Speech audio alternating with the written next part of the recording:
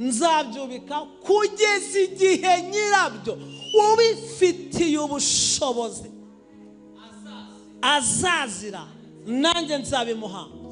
Aho kubyubika urabigundiriye, urabiryamanye, urabipfumbati, wabyubitse kugeza igihe nyirabyo ari buzira akabitwara.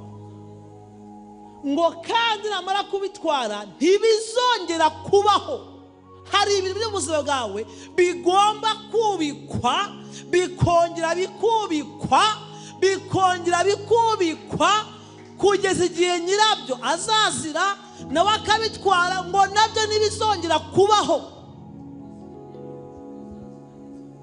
Ufite iteka niwe Yesu rero, niwe ufite iteka ryabyo. Niyo nk'uko uriya mwami yari afite iteka, Hamani yagiye ku mwami ufite iteka, natwe turi kuri Yesu ufite iteka ryabyo. Ibyo bintu ugiye kubyubika kugeza igihe ufite ububasha ari bubitwarire. Ntabwo ngo azazira, yaraje, byaramaze kurangira, yaraje, twebwe yamaze kuhagera, yaraje, ntabwo tumutegereje ko yaraje.